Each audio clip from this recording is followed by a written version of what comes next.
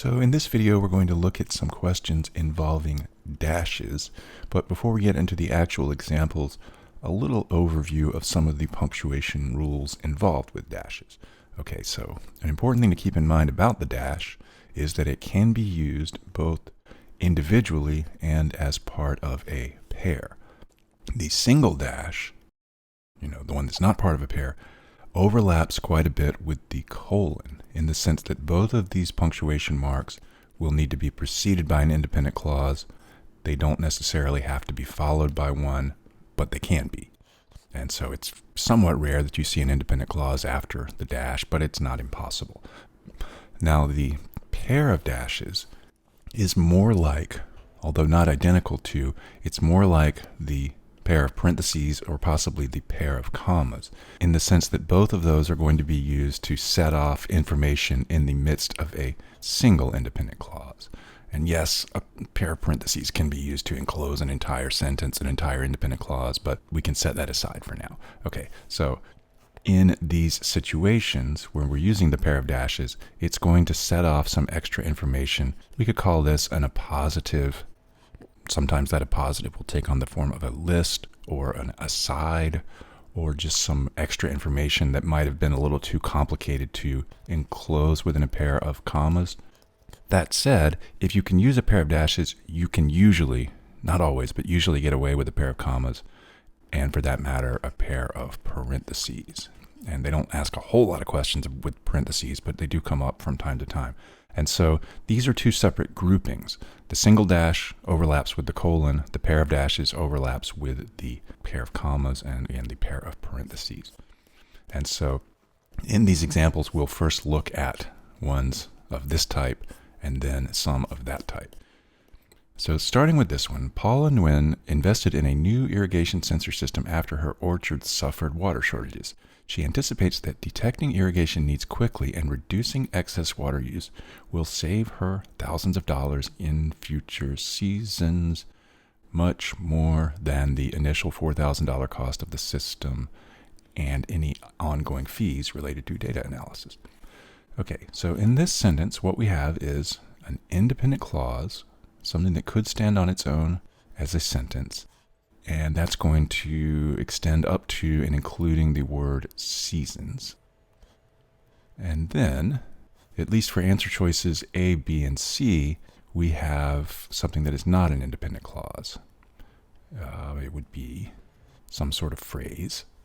Okay, much more than the initial $4,000 cost of the system and any ongoing fees related to data analysis. So it's a lengthy stretch of words, but on its own, it would yield a sentence fragment. And so of these answer choices, A, B, and C at least, the only one that can join an independent clause with something that's not an independent clause is going to be the dash. Something I've talked about in a couple of other videos is the idea that when you have answer choices like A and C that only differ in terms of the semicolon and the period and the capitalization, you can get rid of both of those. And that's because both of those need to be both preceded and followed by independent clauses. Now, D switches things up a little bit in the sense that it's going to give us another independent clause after the comma, and we don't want that. So just as you need independent clauses before and after the period and semicolon, you don't want to join or splice together two independent clauses with just a comma.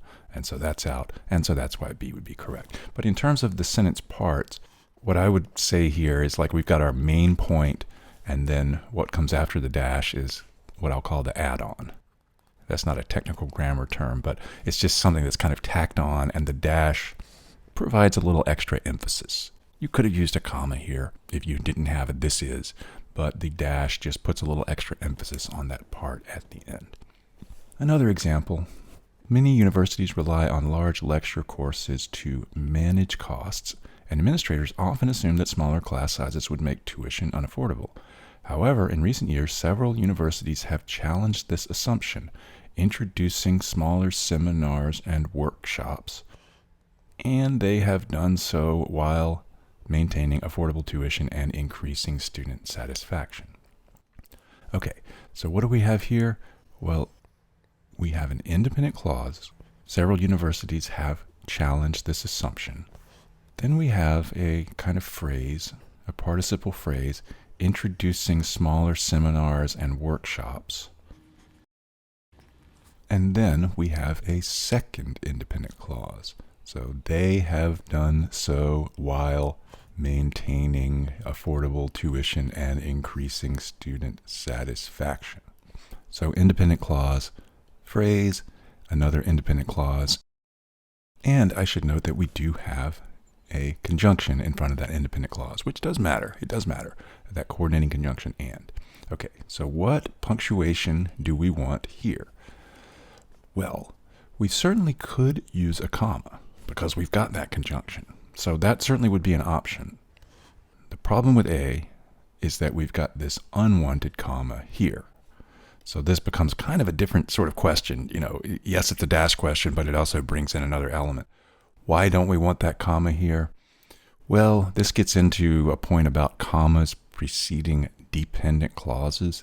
I do have a separate video about that, but the main takeaway point is you don't need a comma in front of a dependent clause unless that dependent clause is presenting a contrast or indicating a contrast. And the word while can do that when it's being used to mean something like whereas, but that's not how it's being used here.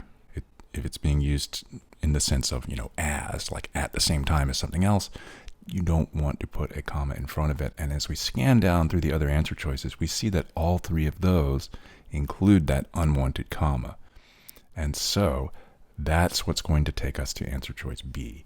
And so something to emphasize here is that the dash, being somewhat versatile, will occasionally overlap with multiple other punctuation marks. Like in this case, I would say that all three of those are okay.